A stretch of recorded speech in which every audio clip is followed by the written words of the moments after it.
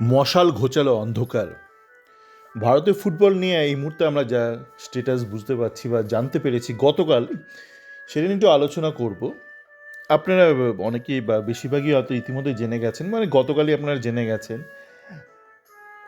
যে বাজাজ সে একটা ইন্টারভিউ দিয়েছিল প্যারালাল স্পোর্টসের ইউটিউব চ্যানেলে, এবং সেখানে বাজাজ যেটা বলেছে সেটা হচ্ছে যে আমরা যে গতকাল জানতে পেরেছি যে সুপ্রিম কোর্টের যেই শর্ট ডিউরেশন একটা হিয়ারিং হয় গতকাল, সেখানে কিন্তু সরকার পক্ষ থেকে সলিসিটর জেনারেল ছিলেন এবং উনি বলেছেন যে সরকারি মানে আইএসএল আয়োজনে মোটামুটি দায়ভারটা এবার নিল 2 সপ্তাহ মতন সময় দিতে। তো সেইটা শোনার পর অনেকেই অনেক রকম মন্তব্য করছেন, আমি দেখছি গত একদিন ধরে। সেটা নিয়ে একটু আলোচনা করব। এবং দেখুন, এখানে না আমরা সমস্ত জায়গায় রাজনীতি মিশিয়ে ফেলি। যারা ধরুন সরকার যে পক্ষে মানে যে রাজনৈতিক দল চালায়, তাদের বিপক্ষ দলের যারা রয়েছে তারা অনেকেই এটা নিয়ে একটু কটাক্ষ করছে, বলছে কেন সরকার করবে, সরকার এই করবে কি সেই করবে না। না, দেখুন, সরকার নিজের অর্থ মানে যে অর্থ ভাণ্ডার আছে সেখান থেকে তহবিল থেকে টাকাটা দেবে না। যেটা করবে হয়তো সরকার, সেটা হচ্ছে বিভিন্ন যেই প্রাইভেট কোম্পানি আছে তাদেরকে হয়তো এনকারেজ করবে, এবং এগুলো অতীতেও হয়েছে, আমরা প্রচুর দেখেছি, না হওয়ার কোনো কারণ নেই। তবে যেটা মজার ব্যাপার সেটা বাজাজ বললো, সেটা হচ্ছে যে এই যে হঠাৎ করে সরকার এত তৎপর হয়ে উঠেছে, এটার অন্যতম একটা মূল কারণ হলো যে ইস্ট বেঙ্গলের যে ভাইস প্রেসিডেন্ট বা প্রেসিডেন্ট উনি এখন লোহিয়া, উনি নিজের একটা পার্সোনাল কানেকশন কাজে লাগিয়েছেন প্রাইম মিনিস্টার অফিসে। তো সেইটা নিয়ে অনেকে এটা সেটা বলছে। দেখুন, আপনাদের প্রথমে একটু ব্যাপারটা বুঝতে হবে, একটা ক্ষুদ্র রাজনীতির সে খাঁচা থেকে বেরিয়ে একটু ব্যাপারটা বুঝতে হবে।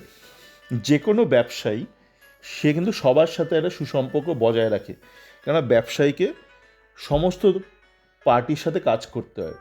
এবং ধরুন, কেন্দ্রে আজ এই পার্টি আছে, কাল অন্য পার্টি আসবে, পরশু আবার হয়তো এই পার্টি ফেরত আসবে, কিন্তু ব্যবসায়ীরা থেকে যায়, তাদের ব্যবসা থেকে যায়। সুতরাং একজন ব্যবসায়ীকে কিন্তু সমস্ত রাজনৈতিক দলের সাথে একটা সুসম্পর্ক বজায় রাখতে হয়, সাধারণত রাখে ব্যবসায়ীরা। কিছু কিছু ক্ষেত্রে একটু এদিক ওদিক হয়, যেখানে হয়তো কোনো একটা রাজনৈতিক দল হয়তো কোনো একটা ব্যবসায়ীকে তুলে ধরছে প্রথমবার, সেটা আলাদা বিষয়। সাধারণত প্রতিষ্ঠিত ব্যবসায়ী সমস্ত রাজনৈতিক দলের সঙ্গে একটা সুসম্পর্ক বজায় রাখে।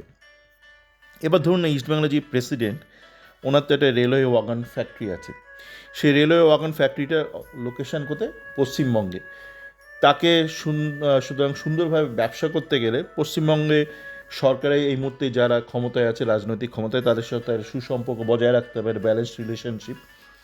এবার যে রেলওয়ে ওয়াগনগুলো তৈরি হয়, এটা কে ব্যবহার করে? এগুলো তো রাজ্য সরকার ব্যবহার করে না। এইগুলো বেশিরভাগই মানে যদি ইন্ডিয়ার কোনো প্রজেক্ট হয়, তাহলে ভারতীয় রেলের মাধ্যমে সেই বরাতগুলো পায়। ভারতীয় রেল মানে কি, সেটা তো রাজ্য সরকার কন্ট্রোল করে না, সেটা কেন্দ্রীয় সরকার কন্ট্রোল করে। শুধু আপনি বুঝতেই পারছেন যে এই রেলওয়ে ওয়াগনের যে ব্যবসা, সেই ব্যবসাটা সুন্দরভাবে চালাতে গেলে তার যে মালিক, যে ঘটনাচক্র ইস্টবেঙ্গলের প্রেসিডেন্ট, তাই কিন্তু পশ্চিমবঙ্গ সরকারের সাথেও যেমন সুসম্পর্ক বজায় রাখতে হয়, তেমনই কেন্দ্রীয় সরকারের সাথেও একটা সুসম্পর্ক বজায় রাখতে হয়। এছাড়াও এই ধরনের ফ্যাক্টরি, তাদের যদি বিদেশে কোনো এক্সপোর্ট ব্যবসা থাকে, তাহলে যেই দেশে তারা এক্সপোর্ট করে সেই দেশের সরকারের সাথে একটা সুসম্পর্ক বজায় রাখতে হয়। এবং সাধারণত যখন কোনো একটা কোম্পানি ইন্টারন্যাশনাল লেভেলে কাজ করে, তখন তাকে কিন্তু শুধু যে যেই দেশে এক্সপোর্ট করছে সেই দেশের সরকারের সাথে একটা সুসম্পর্ক বজায় রাখতে তা নয়, নিজের দেশের কেন্দ্রীয় সরকারের সাথে একটা সুসম্পর্ক বজায় রাখতে হয়। তো মোটামুটি ব্যাপার যেটা দাঁড়ালো সেটা হচ্ছে যে এটা খুব সাধারণ ব্যাপার। আপনারা কেউ বিজেপি, কেউ তৃণমূল, কেউ সিপিএম, এবং আপনারা সবাই ভাবেন যে আমি বিজেপি, আমি তৃণমূল, বা আমি সিপিএম, মানে সবাই হয়তো কোনো একটা দলের হয়ে একটা খুব ভীষণ একটা সেই দল ঘেঁষে। কিন্তু একজন যে কোনো সুপ্রতিষ্ঠিত ব্যবসায়ীকে কিন্তু এটা করলে চলবে না, তাকে সবার সঙ্গে একটা সুসম্পর্ক বজায় রাখতে হয়। একটা ব্যালেন্স না রাখলে তার ব্যবসা দুদিনে লাটে উঠবে। সুতরাং এই যে ইসরায়েলের প্রেসিডেন্ট যে ফোন করে একটা একটা কিছু একটা ব্যবস্থা করেছে, এইটা মানে অবাস্তব কিছু না। আর এমন নয় যে হঠাৎ করে ফোন করে, দাদা আমি ফোন করছি ইস্ট বেঙ্গল ক্লাব থেকে, আমি প্রেসিডেন্ট, কিছু করুন, এরকম নয়। এগুলো পুরনো এক্সিস্টিং রিলেশনশিপ। উনি তো হঠাৎ করে তো ওপর থেকে টপ করে পড়েননি, যথেষ্ট বয়স ওনার। সুতরাং একটা প্রতিষ্ঠিত একটা বিজনেস রিলেশনশিপ বলুন বা যে কোনো একটা পলিটিক্যাল রিলেশনশিপ, এগুলো খুব একটা অস্বাভাবিক নয়। এবং এইটা হয়তো উনি বোঝাতে সক্ষম হয়েছেন, যেটা হয়তো বাজাজ বললো বা আমি জানি না কে কোনটা বললো, এটা হয়তো অন্য জায়গাতেও বলেছে, যে ধরুন ফুটবল এমন একটা খেলা যেটার সাথে না মানে দেশের মান সম্মান অনেকটা জড়িয়ে, একটা ইন্টারন্যাশনাল বাজারে। ধরুন ক্রিকেটের খবর কতজন জানে, কিন্তু আপনার একটা অদ্ভুত একটা জিনিস দেখুন যে ফুটবলে ভারতীয় র্যাঙ্ক কোথায় এখন, 144 না কত এরকম। তো তখন আপনি যদি ভারতের জিডিপি পার ক্যাপিটা দেখেন, জিডিপি বলছি মানে এমনি যে নর্মাল জিডিপি সেটা হচ্ছে মানে গোটা দেশ কত ধনী, সেখানে আপনি বুঝতে পারবেন না একটা একটা দেশের সামগ্রিক মানে আর্থিক অবস্থা কীরকম। কেন সেই দেশে যদি প্রচুর মানে কিছু ভলিউম লার্জ মানে কিছু বড় ধনী ব্যক্তি থাকে, তাহলে সেই ওভারঅল মানে যে দেশের যে ধন সেটা বেড়ে যায়।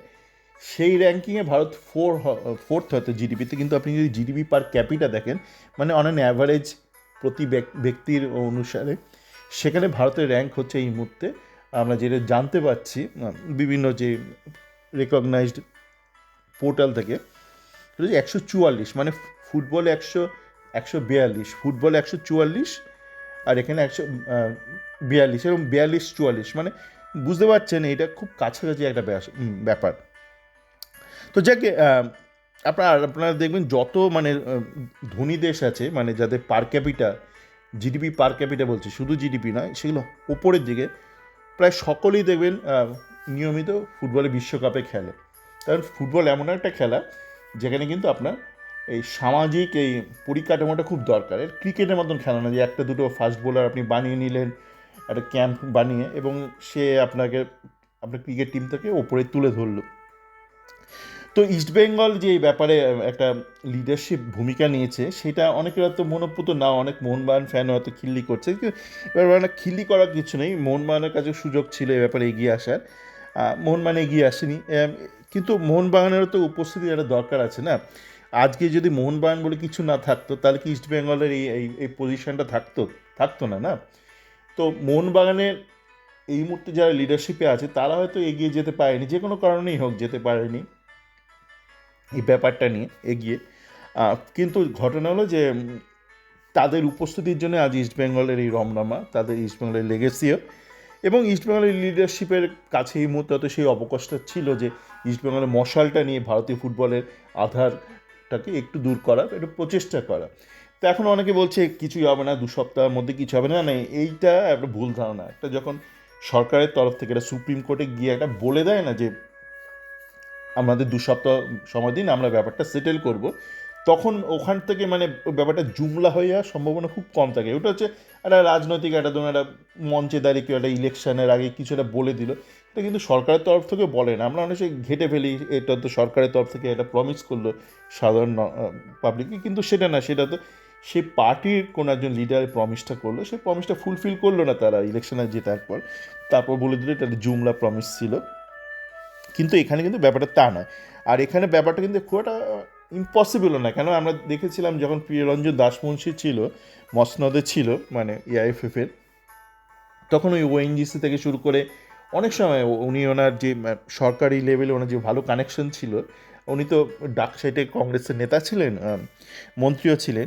তো ওইসব রিলেশন কাজে লাগিয়ে উনি কিন্তু কেন্দ্রীয় সরকারের বিভিন্ন দপ্তর থেকে কিন্তু স্পন্সরশিপ নিয়ে এসেছিলো। এবং আপনারা যদি বিগত মরশুমটার কথাও ভাবেন, একটা তো আপনারা জানেন যে উড়িষ্যার আইএসএল ক্লাবকে ভীষণভাবে পৃষ্ঠপোষকতা করতো আর্থিকভাবে উড়িষ্যার তখন যে রাজ্য সরকার ছিল। এছাড়া আপনারা যদি দেখেন যে নর্থ ইস্ট ইউনাইটেড যে ক্লাবটাকে কিন্তু মেঘালয় সরকার থেকেও ফান্ডিং করেছে। কেন ওখানে আপনারা দেখবেন মেঘালয় ট্যুরিজম বলে অ্যাড ছিল।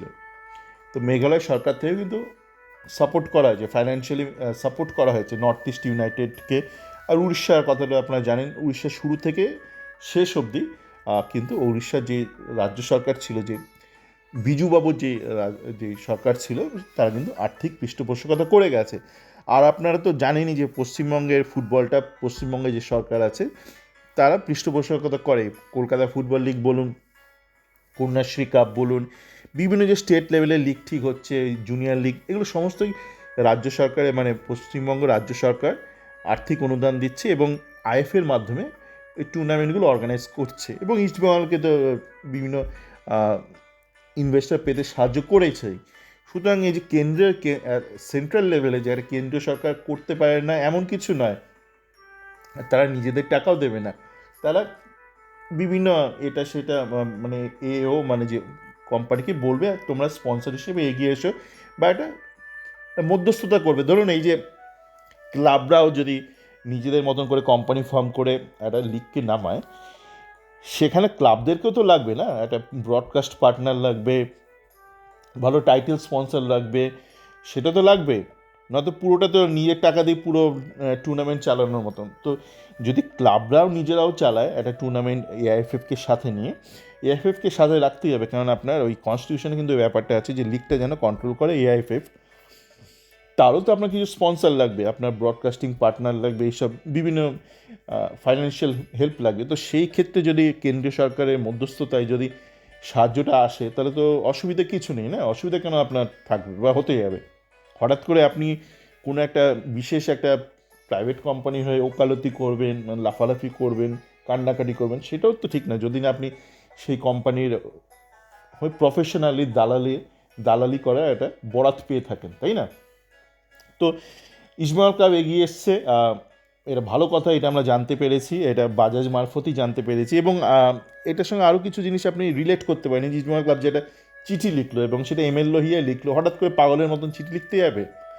এই সাধারণত এই ধরনের ক্ষেত্রে যেটা হয়, ব্যাক এন্ডে কিছু একটা কাজকর্ম হয়ে যায়, একটা সেটিং মতন করে, ভালো সেটিং, মানে সেটিং শব্দ মানে আমরা সবসময় ভাবি খারাপ সেটিং, আমরা কিছু একটা অ্যারেঞ্জমেন্ট হলো, ঠিক আছে, একটা মধ্যস্থতা হলো বা নেগোসিয়েশন হলো, negotiation is the better word সেটিংয়ের থেকে। সেটিং ওয়ার্ডটাকে আমরা খুব খারাপ স্তরে নামিয়ে ফেলেছি। যাকে ধরুন একটা নেগোসিয়েশন হলো একটা ব্যাক এন্ডে, এবার হঠাৎ করে মানে আমি কী করে আসিব, আমাকে না ডাকলে কী করে আসবো, একটা ব্যাপার হতেই পারে। কেন্দ্রীয় সরকার বলতে পারে কী করে যাই ভাই, ঠিক আছে, তো তখন বলে ঠিক আছে আমরা সাহায্য করবো, তো এক কাজ করো, একটা চিঠি তাহলে লিখে দাও। এবার এরকম বিভিন্ন ক্ষেত্রেই আমরা দেখি, আমাদের সাধারণ জীবনে দেখি, আমরা আগে গিয়ে কারোর সঙ্গে একটা আলাপ আলোচনা করে একটা ব্যাপার একটা মধ্যস্থতা করি, তারপর সে বলে ঠিক আছে আপনি এক কাজ করুন, এবার আপনি গিয়ে একটা আমাকে একটা দরখাস্ত দিন, তারপর আমি ব্যাপারটাকে ফর্মালি এটাকে রেসপন্ড করবো। তো এটা খুব স্বাভাবিক, মানে ইস্টবেঙ্গল যে চিঠি দিয়েছে মানে ব্যাক এন্ডে কিছু একটা কাজ করেছে, মানে জাস্ট একটা আলটপকা একটা চিঠি এরকম হঠাৎ করে লিখতে যাবে না। তো অনেককেই চিঠি লিখতে পারতো, ট্রাম্পকেও চিঠি লিখতে পারতো, একে সাকে লিখতে পারতো, লেখের তো নি না। তো যাকে এটা মনে হচ্ছে মোটামুটি সেটেল হলো। আর আপনারা যারা আফসোস করছেন, ট্রোল করছেন, ফালতু করবেন না। আপনারা যখন সুযোগ পাবেন করবেন। ইস্টবেঙ্গল ক্লাব একসময় বাংলা ভারতকে লিড করেছে, পলিটিক্যালি লিড করেছে, আমরা জানি তো, বিভিন্ন ক্ষেত্রে লিড করেছে। তো একটা ফুটবলের ক্ষেত্রে ইস্টবেঙ্গল লিড করলে খারাপ কী? আর ইস্টবেঙ্গল তো আগেও ধরুন ফুটবলিং টার্মসে মানে ফুটবল মাঠে ভারতকে রিপ্রেজেন্ট করেছে। নাই বা হলো ন্যাশনাল ক্লাব বলে কোনো কনসেপ্টও নেই, সবাই ন্যাশনাল ক্লাব হতেই পারে। আপনি আপনার কর্মই বলে দেবে আপনি ন্যাশনাল ক্লাব কি আপনি নন, মানে আপনি মুখে বলছেন আমি ন্যাশনাল ক্লাব, কাজকর্মে আপনি অ্যান্টি ন্যাশনাল, বা আপনি কোনোই কিচ্ছু করছেন না, ব্যাগরা দিচ্ছেন, তার থেকে ভালো আপনি কিছুই নন, আপনি একটা সাধারণ একটা ফুটবল ক্লাব, কিন্তু আপনার কাজকর্মের মধ্যে একটা ন্যাশনাল ব্যাপার রয়েছে, একটা ন্যাশনাল রিপ্রেজেন্টেশনের একটা ব্যাপার রয়েছে, একটা ন্যাশনাল একটা লিডারের ব্যাপার রয়েছে। এইভাবে তো লিডার তৈরি হয়, মানে কেউ লিডাররা নিজেকে লিডার বলে না। এই যে নেতাজি নিজে এই নেতাজি বলেছে কি না, পাবলিক তাকে নেতাজি বলেছে তার নেতাসুলভ আচার আচরণ থেকে। তো সকলে ভালো থাকবেন, আর আশা করি এবার সমস্যাটা মিটবে, আইএসএলের সমস্যাটা মিটবে, এবং ওই ওই দালালি ব্যাপারটা বা এএফএফকে বেচে দেওয়া বা ভারতীয় ফুটবলকে টোটালি হাত তুলে বেচে দেওয়াটার মধ্যে দিয়ে আমাদের আর থাকতে হবে না, বা মধ্যে দিয়ে আমাদের যেতে হবে না, যেটা খুব বাজে হয়েছে গত 10 বছর ধরে। একটা প্রাইভেট কোম্পানিকে পুরোপুরি নিজের সত্তাকে বেচে দিয়েছিল ভারতীয় ফুটবল, তারাই সব কিছু নির্ধারণ করছিল। ওদিকে আমাদের দালাল দে বাবু, মানে দালাল দে বা লালটু দে বা লালটু যাই বলুন না কেন, উনি বলছেন না ভারতের ফুটবলকে তো বেচা হয়নি, লাইসেন্সের হাতে ছিল, এআইএফএফের হাতে, ভাই শুধু লাইসেন্স হাতে নিয়ে বসছিল, বাকি কোন কাজটা এআইএফএফ করতো? শুধু ওই কাকে হলুদ কার্ড দেখানো হবে, কাকে লাল কার্ড দেখানো হবে, ওইটুকুই করতো। তো তো ওইটুকুর পেছনেও মানে পেছন থেকে কলকাঠি নাড়তে এফএসডিএল, আপনি একে লাল কার্ডটা রিভোক করুন, একে লাল কার্ডটা রিভোক করবেন না, একটা শিখণ্ডি করে দাঁড় করিয়ে রেখেছিল। আর বাকি কাকে আইএসএলে নেওয়া হবে কাকে নেওয়া হবে না সমস্ত কিছু তো তারাই ঠিক করতো, ও শুধু বসেছিল। অনেক সময় অনেক পুরনো গল্পে দেখবেন যে স্বামী মানে অক্ষম হয়ে গেছে, বউকে খাটাচ্ছে, বউকে ভাড়া খাটাচ্ছে, তো সেখানে দেখবেন স্বামীর আর কোনো ক্ষমতা নেই, ওই বউয়ের কাছে আসে, খদ্দের আসে, দরজা বন্ধ বন্ধ করে আবার চলে যাচ্ছে, ওই স্বামী হাঁ করে চেয়ে আছে। ওই এআইএফএফের ওই অবস্থা ছিল, মানে শুধু চোখ কান খুলে ছিল, হলো ওরা দরজাটা খুলে দিতে হয়, তো ওই স্বামী দরজাটা খুলে দিল, গিয়ে অন্যটা ঘরে গিয়ে চুপ করে বসে থাকলো, এই ছিল এআইএফএফের কাজ। তো এইভাবে চললে তো ভারতীয় ফুটবলের কিছু হতো না, এবং হয়ও নি বিগত 10 বছর ধরে। তো আশা করি কেন্দ্রীয় সরকারের হস্তক্ষেপে এবার ভালো কিছুই হবে। ওই সমস্ত জায়গায় রাজনীতি রাখবে না, কারণ ধরুন আপনি আপনি বিজেপির পক্ষে হন বিপক্ষে হন, আপনি তো ট্যাক্স দিচ্ছেন, জিএসটি দিচ্ছেন, সেটা তো সমানভাবে কেন্দ্র সরকারের কাছে যাচ্ছে, রাজ্য সরকারের কাছেও যাচ্ছে, এবং সেই সরকারটা তো সেই অর্থটা তো সাধারণের অর্থ, আপনার অর্থ, সবারই অর্থ, এবং এটা সমাজের অর্থ, সমাজের কল্যাণের জন্য। তো সমাজের অর্থে সমাজেরই কল্যাণ হোক, সে কল্যাণ না করুক, সমাজের অর্থে সমাজের কল্যাণ হোক। সকলে ভালো থাকবেন।